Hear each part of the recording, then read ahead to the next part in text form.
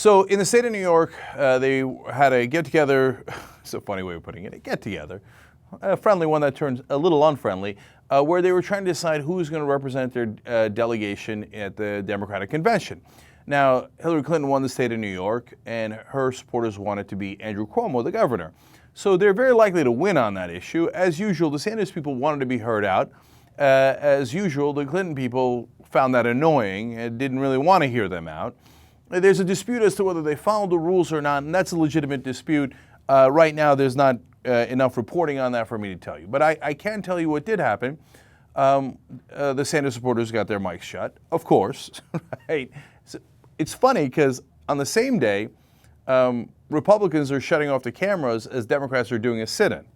So interesting imagery there. But then it got a little worse because there was some violence from the Hillary Clinton people towards the Bernie Sanders people. Now, if it was the other way around, it would be on every cable news outlet for at least a week straight. Since it's this way around, it's Clinton versus Sanders, the Clinton people doing the violence. This is probably the only place you'll see it. You certainly won't see it on cable news. So now, again, let's give you the full context of the story. We Are Change covered it, and they said, Moumita Ahmed, an organizer with the People for Bernie Sanders and co-founder of Millennials for Bernie Sanders, went up to the mic with another delegate, political commentator Moumita Ahmed, to voice their dissent on behalf of Sanders delegates. Their microphone was then shut off. Well, we have video of that, so let's watch.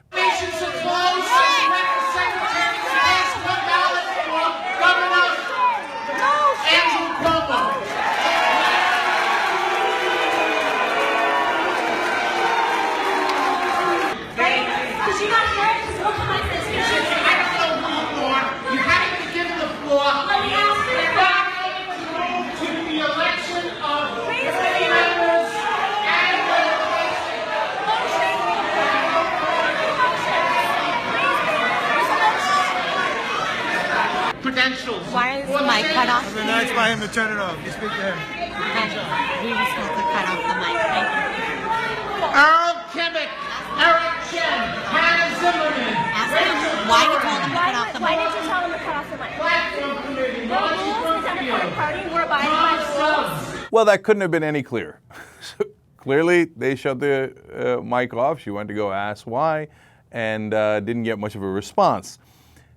Again, the Clinton people, just understand, yes, the meeting might take a little longer. Even if you thought that they were out of procedure, and I don't know if they were, right or wrong. I really don't know. And they might have been perfectly within procedure. But even if they were out, even if you were right, which again, I have no idea if the Clinton people were right on the rules there, just hear them out for, okay, what's it going to take? 10 more minutes, a half an hour, you're all already there. Even if all you cared was bare political calculation, you need these folks' votes. Don't spit in their face or beat them with a cane, which is what happened next. So, Moumita Ahmed explains that after she went to go speak, right, and then on her way there and on her way back, something unusual happened. She said, that was when I proceeded down the aisle to rally the Bernie delegates to decide on next steps when their mic was cut off. And while on my way, an older male Clinton delegate slapped me with the back of his hand from behind and told me to sit down. She goes on to explain, on our way back, I confronted the man who assaulted me and told him, don't you dare touch me ever again. And at that point, he beat me with his cane. It was all caught on camera. Now, we do have that for you. You'll see that in 1 second. First, I want to show you a picture of the gentleman involved here. And you've got reporter Kevin Gostola, who's on the scene, who tweeted about it, confirmed it, and had a picture of the guy. Now, I'm going to show you the video. There's a first part where they're walking down the aisle. It appears that that's where he hit her on the back. You can't see it on tape. And then, but you see when it happened. Then there's a cut you'll see. And afterwards, that's the second part where he hits her with a cane. Again, it's hard to see on camera, but this one you clearly hear. So as you look at this video, you get a sense of what happened. And by the way, no one's denying that he hit her with the cane.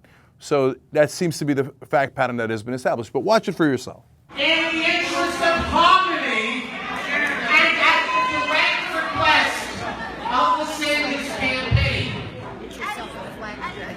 Office was yes. So I'm sure you'll give me the respect of the dais that I deserve. I'd like to get this done. It's in everybody. Why don't you sit down? Wait. Matthew Rashford and David Sheffield Jr.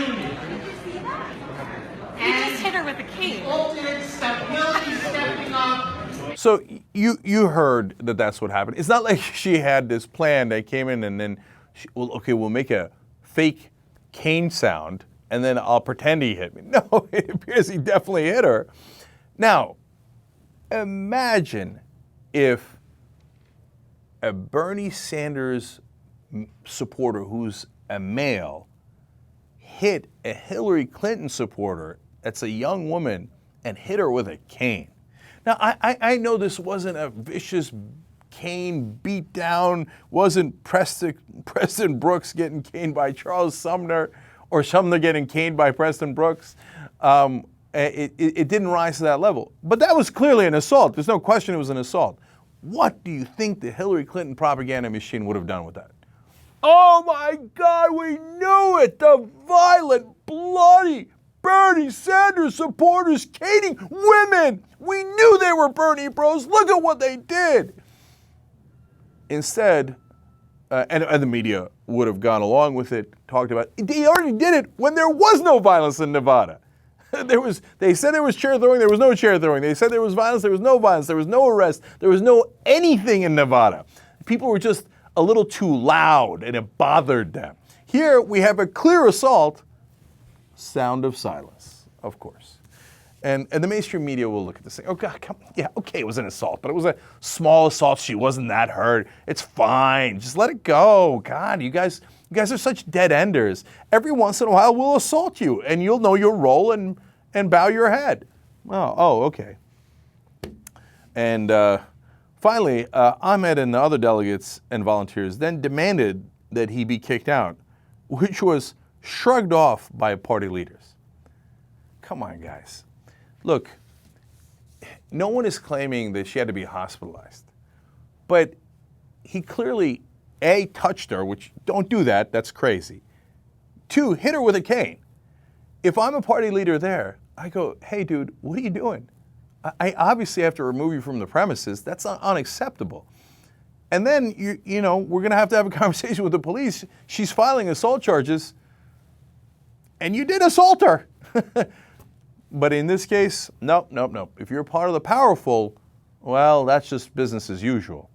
But if you raise your voice a little too loud and you're part of the powerless, well, then we're going to smear you and we're going to talk about it endlessly.